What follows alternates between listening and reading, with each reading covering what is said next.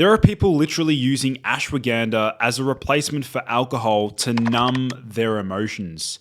So in this video, what I'm going to do is actually illustrate how ashwagandha may indeed blunt the pleasure response and numb your emotions. So for those of you who are brand new to my channel, my name is Lucas, the founder of Boost Your Biology. If you've been enjoying these videos, then hit that like button, hit subscribe down below to stay up to date with the latest and greatest health research. So ashwagandha is a extremely popular adaptogenic herb that is commonly found in various supplements that are designed to lower stress, increase testosterone, and reduce anxiety. And ashwagandha does a very good job at that exactly. But unfortunately, ashwagandha can indeed cause a serious side effect that can actually last for many, many months after stopping usage, and that is the blunting of the pleasure response, or anhedonia. So a long time ago, I made a video talking about how ashwagandha can desensitize the serotonin 5-HT1A receptor, and this is a mechanism of action by which how various SSRI drugs, selective serotonin reuptake inhibitor, antidepressants, actually work on. They actually desensitize that same serotonin receptor, which basically means that it enables serotonin to increase in the brain. Now, this new research does indeed confirm my theory. The study was titled "A Standardized Withania somnifera Root Extract or Ashwagandha Extract with Black Pepper or Piperine Alleviates the Symptoms of Anxiety and Depression by Increasing Serotonin Levels, a double-blind randomized placebo-controlled study." Now, this is what I absolutely hate. This study here is saying that it alleviates or gets rid of the symptoms of anxiety and depression by raising serotonin levels.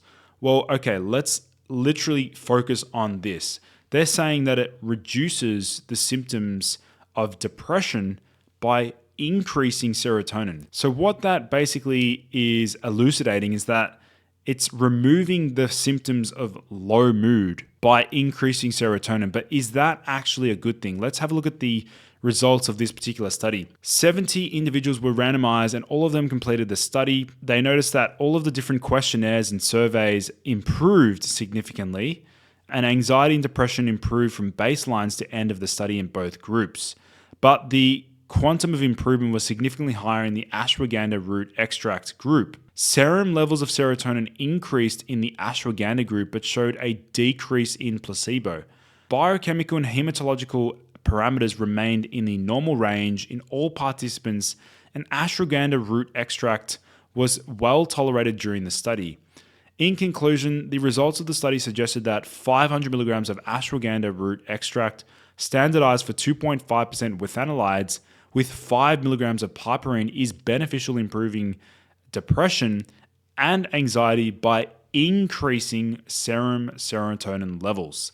Now, is it true that everyone needs to increase serotonin? This is actually a huge debate. In fact, we see a number of individuals, if they deliberately increase serotonin levels, such as by using ashwagandha, taking 5-HTP, taking L-tryptophan, taking curcumin, taking SSRIs, these individuals actually suffer from a blunting of their emotional depth and capacity. And so they're actually hovering in this numbed out robotic state of being. And so this is what I really want to outline is the various symptoms of high serotonin that we need to be aware of. Guys, listen up. I'm sure you're aware of the importance of personalization when it comes to optimizing your health.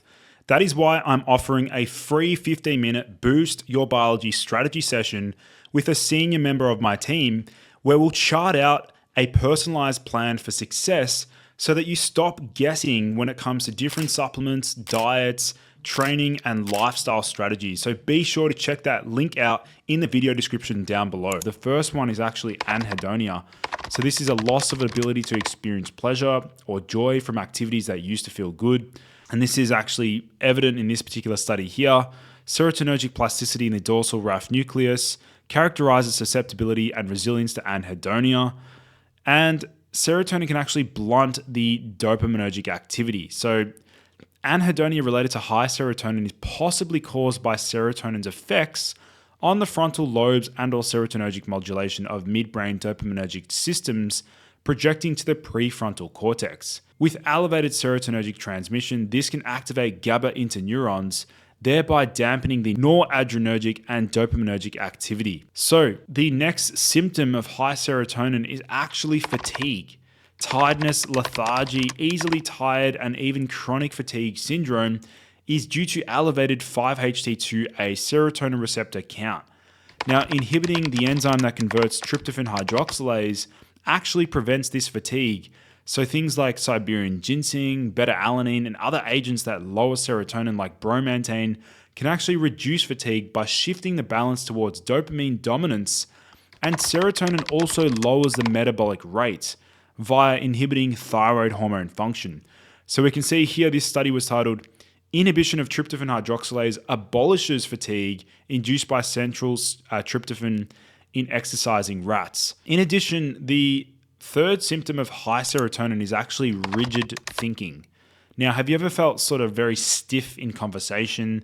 Well, this study here was titled Evidence for the Preferential Involvement of 5-HT2A Serotonin Receptors in Stress and Drug-Induced Dopamine Release in the Rat Medial Prefrontal Cortex. So they're basically saying that rigid thinking and mental inflexibility can be a symptom of high serotonin.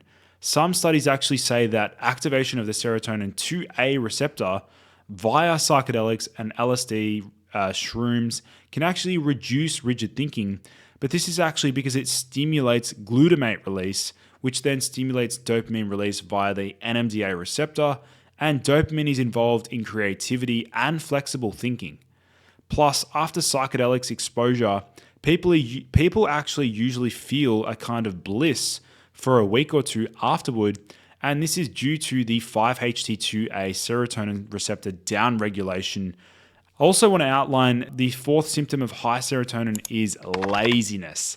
Now, if you're feeling too comfortable and cozy all the time, high serotonin may be an issue. Are you someone that procrastinates a lot, or you find it difficult to initiate tasks? Well, serotonin may be playing a role.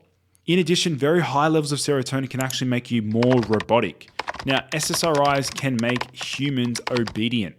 They reduce lateral thinking and make it easier to surrender to the norm. High serotonin makes one more compliant and agreeable.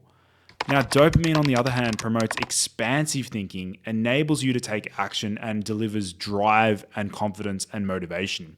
So, this is a new study. It demonstrates that ashwagandha does indeed increase serotonin. Whether or not that actually reduces depression and anxiety is questionable in my opinion, as some individuals actually really notice the side effects when they increase serotonin. So I'd love to get your thoughts down below. Have you ever used ashwagandha? Has it destroyed your ability to experience pleasure? Leave a comment down below. Let's get a discussion going. Otherwise, guys, thank you so much for tuning in. I look forward to seeing you in the next video.